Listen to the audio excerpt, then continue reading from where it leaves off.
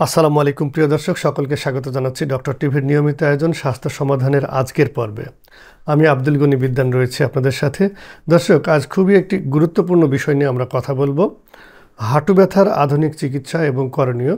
আর এ সম্পর্কে কথা বলবার জন্য স্টুডিওতে আমন্ত্রণ জানিয়েছি একজন বিশেষজ্ঞ চিকিৎসককে, ডাক্তার আহাদ হোসেন স্যার, যিনি কনসালটেন্ট এবং ব্যথা বিশেষজ্ঞ, ঢাকা মেডিকেল কলেজ ও হাসপাতালে রয়েছেন। আসুন শুরুতেই স্যারের সাথে আমরা পরিচয় হয়নি। স্যার আসসালামু আলাইকুম। ওয়ালাইকুম আসসালাম। কেমন আছেন? এই তো ভালো আছি আলহামদুলিল্লাহ, আপনি ভালো?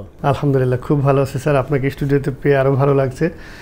আমরা স্যার হাঁটু ব্যথা এটি একটি কমন রোগ আমরা বলতে পারি, এবং সব ধরনের বয়সের মানুষের মধ্যে লক্ষ্য করা যায়, বিশেষ করে মেয়েদের মধ্যে তো আছেই। তো এই একটি গুরুত্বপূর্ণ বিষয় নিয়ে আপনাকে আজকে আমরা স্যার কথা বলবার জন্য অনুরোধ করব। শুরুতেই জানতে চাইব যে শরীরের হাঁটু ব্যথার অংশকে আমরা কোন অংশকে হাঁটুর অংশ হিসাবে ধরে নিয়ে ব্যথার বিষয়টিকে আলোচনা করব। ধন্যবাদ।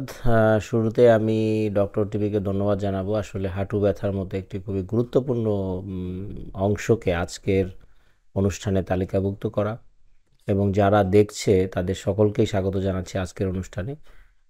আর একই সাথে আসলে হাঁটু ব্যথা নিয়ে আসলে বিভিন্ন শ্রেণীর মানুষ ভুগে থাকে, এইটার দিক দিয়েও কিন্তু এটা যথেষ্ট গুরুত্বপূর্ণ।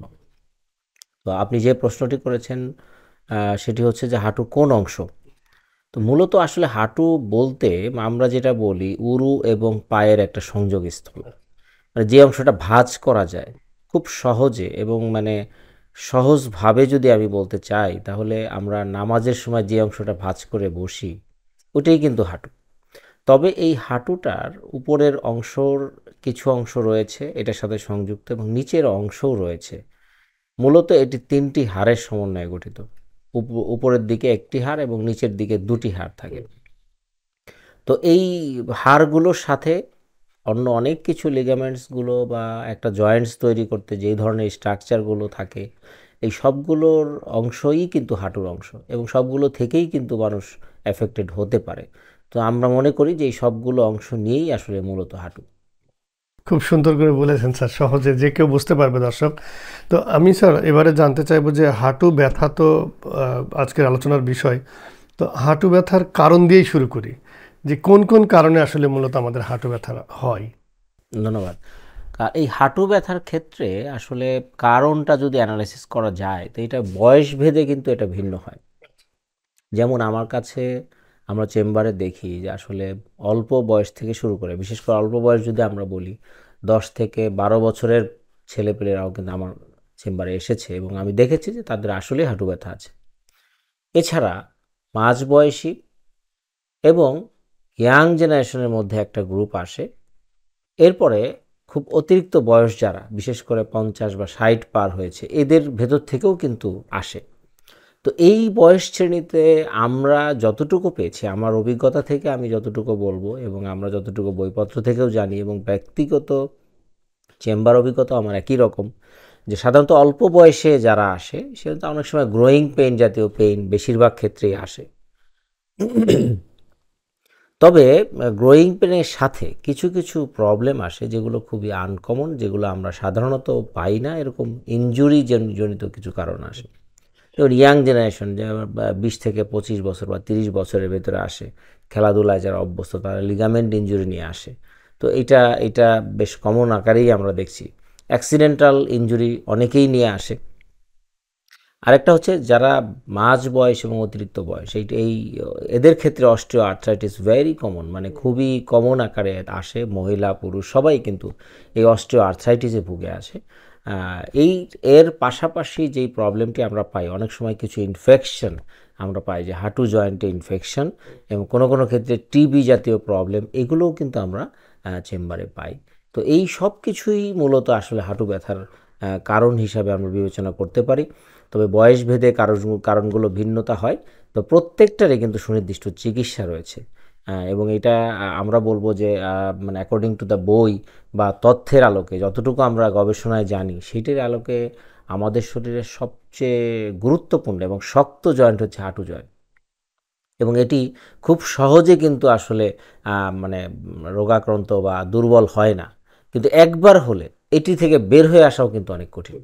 এই জায়গাটা কিন্তু আমাদের অনেক রোগীরাই জানে না। স্যার, হাঁটু ব্যথা এবং আপনি বললেন যে অস্টিও আর্থাইটিস, যেটা অস্টিও আর্থাইটিস এবং হাঁটু ব্যথা সহ হাঁটু ব্যথার তাহলে কি পার্থক্য আছে বা এর প্রকারভেদ আছে?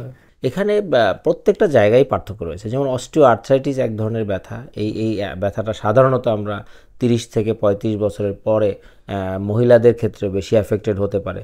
আবার পুরুষদের ক্ষেত্রেও দেখা যায় 50 বছরের পরে এর অ্যাফেকশনের হারটা বেশি থাকে।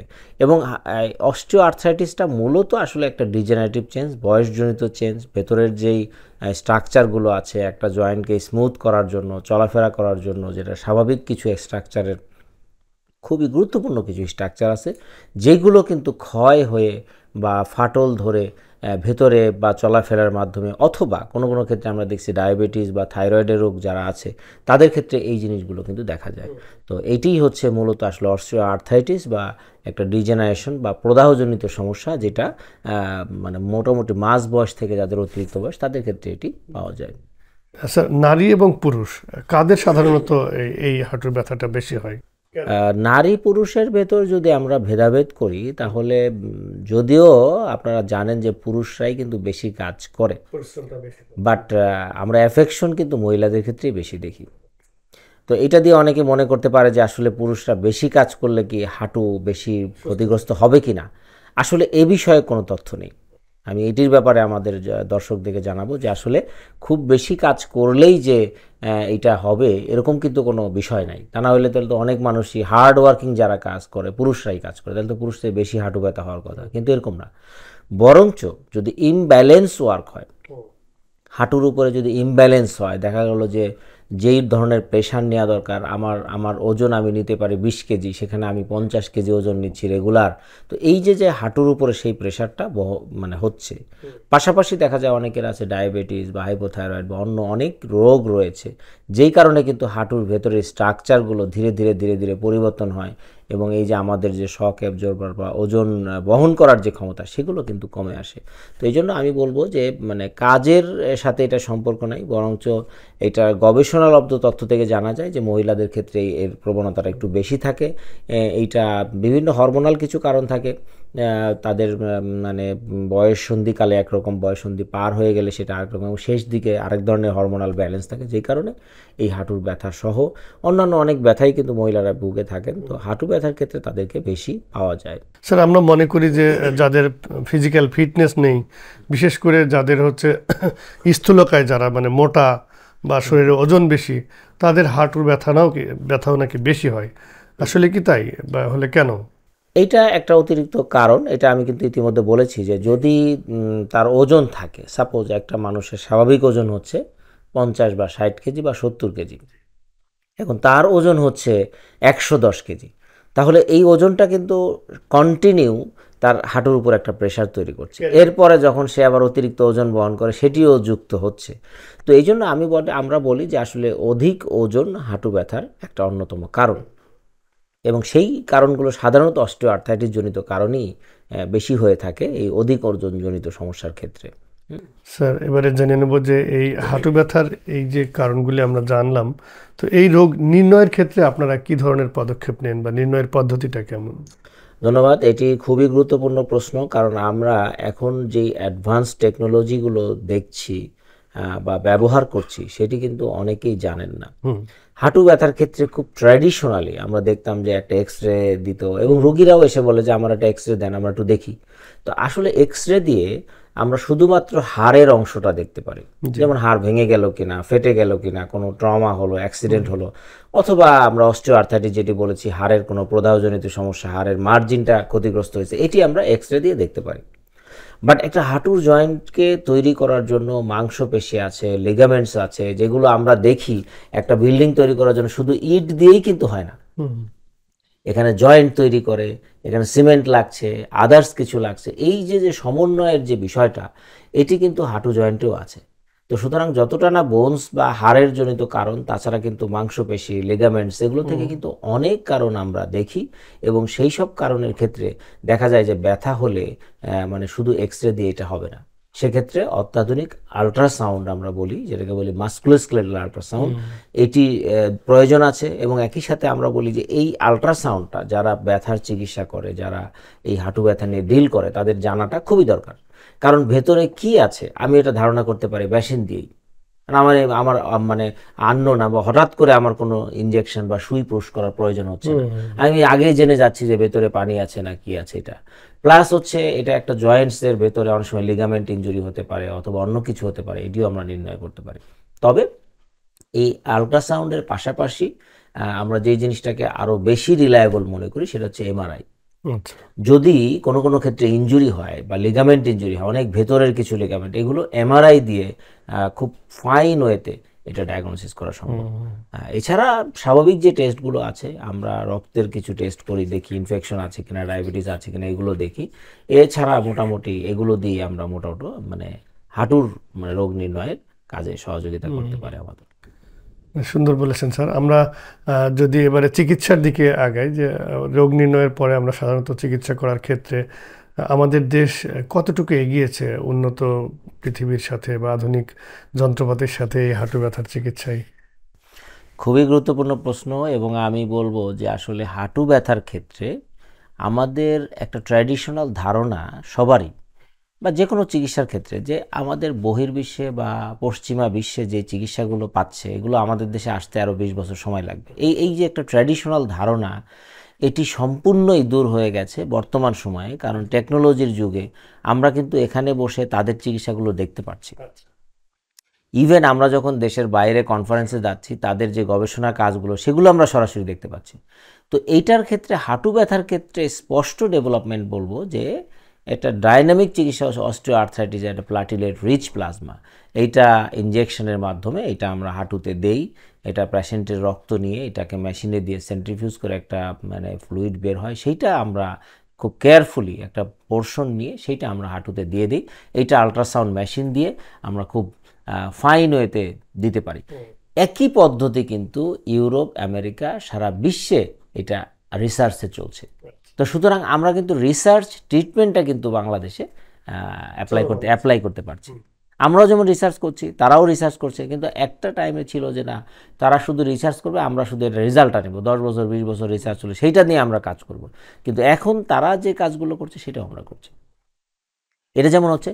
প্লাস মানে এখন যারা অন্য ডিসিপ্লিনগুলো দেখে, বিশেষ করে সার্জারি বা, তারাও কিন্তু অনেক অ্যাডভান্স কাজগুলো করছে।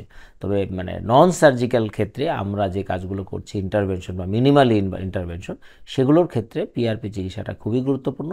এবং এটি বলবো যে আমি বিশ্বের সাথে তাল মিলিয়ে কিন্তু একই সাথে আমাদের দেশে চলছে। অর্থাৎ প্রিয় দর্শক, আমরা এখন হাঁটু ব্যথার জন্য কেউ চাইলেই আর দেশের বাইরে যাওয়ার কোনো প্রয়োজন নেই। স্যার যেটা বললেন যে সর্বাধুনিক যন্ত্রপাতির মাধ্যমে এবং সর্বোচ্চ মানের চিকিৎসা আমাদের দেশেই সম্ভব হচ্ছে। স্যার, এবারে হাঁটু ব্যথার সাথে একটু থেরাপির কথা আসতেই পারে।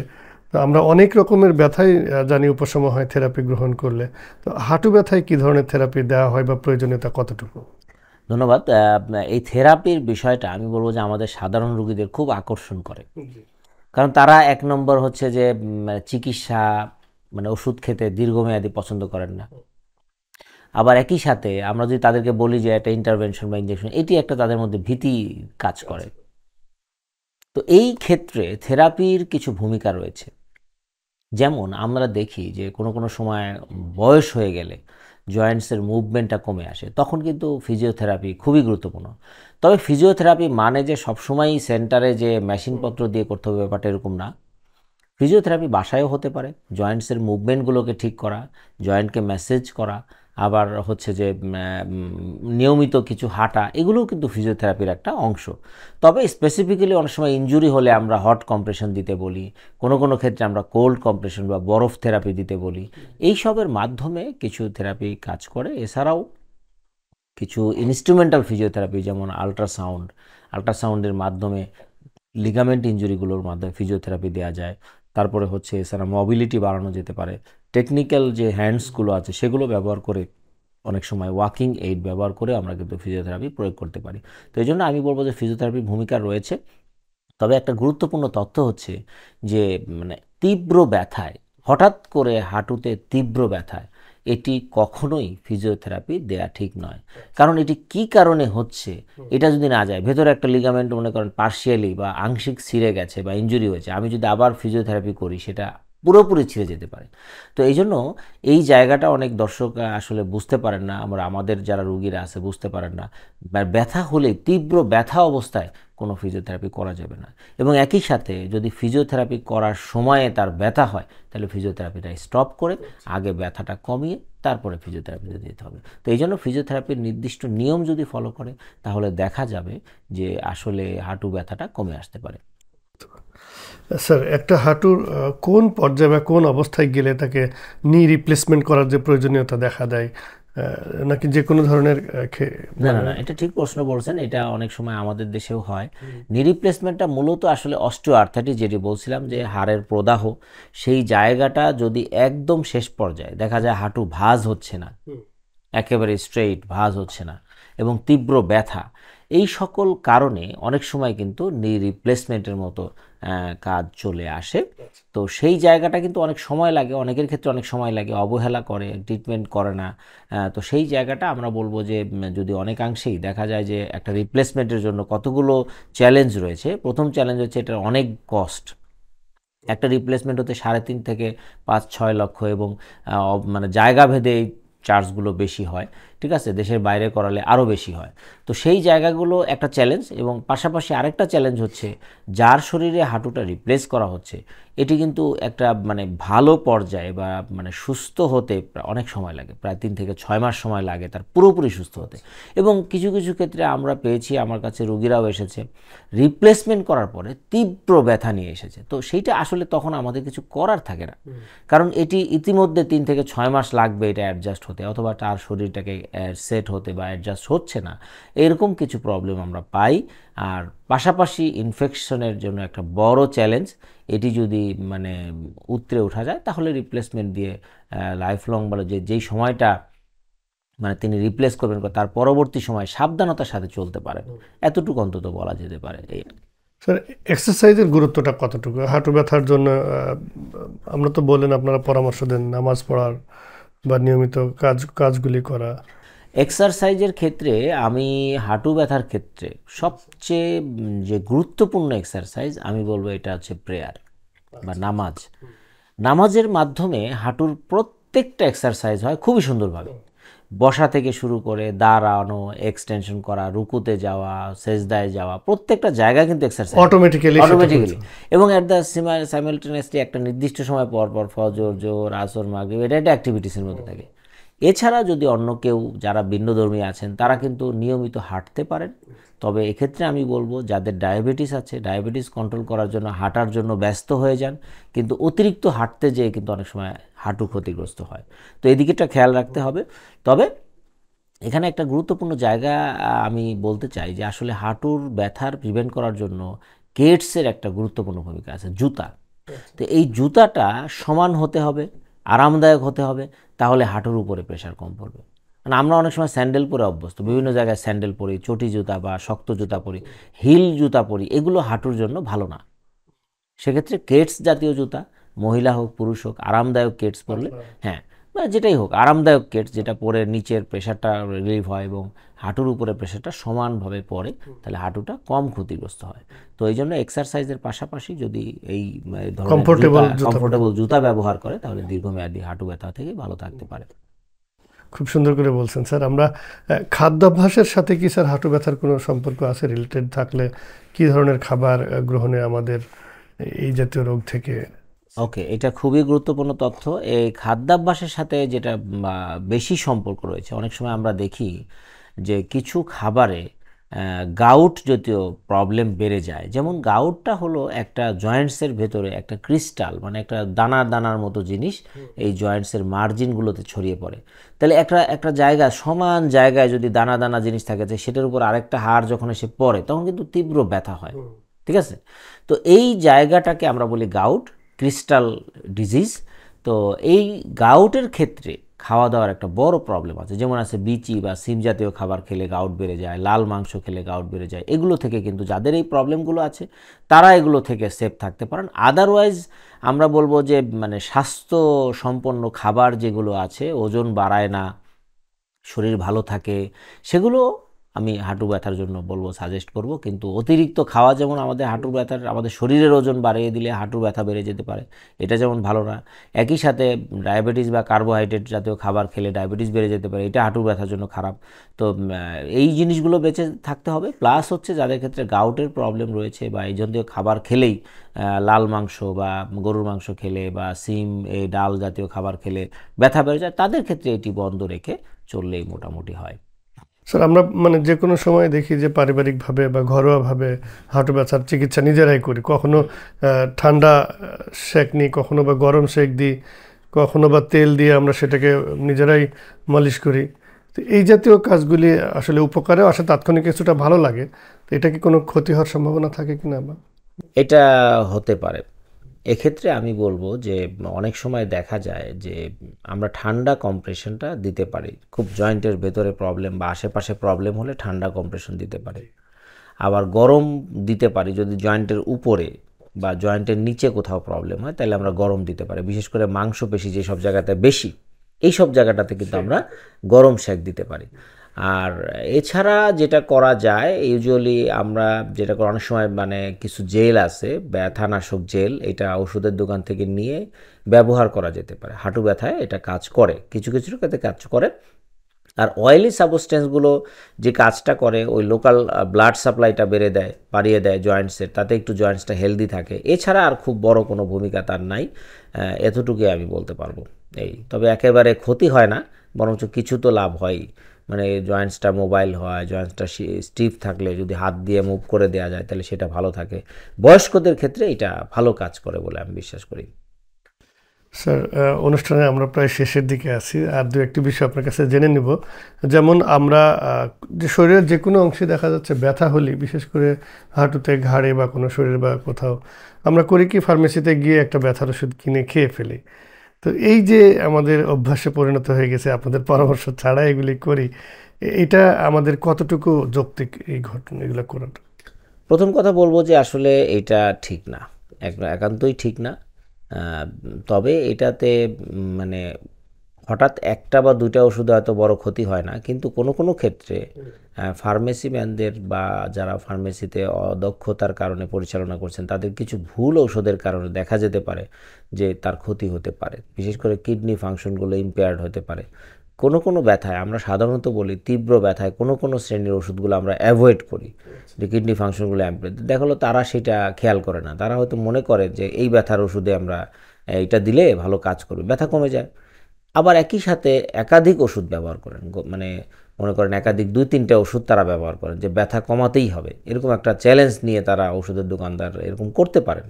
তো এই জন্য আমি মনে করি যে প্রয়োজনে প্যারাসিটামল জাতীয় ওষুধ খাওয়া যেতে পারে, এটা একাধিক না, একটার জায়গায় দুটা খাওয়া যেতে পারে। কিন্তু বেশি পাওয়ারফুল ওষুধ খেতে গেলে আমি মনে করি চিকিৎসকের পরামর্শ নেওয়া উচিত। অন্তত চিকিৎসক তাকে একটা খারাপ পরামর্শ দিবেন না, এতটুকু বলা যায়।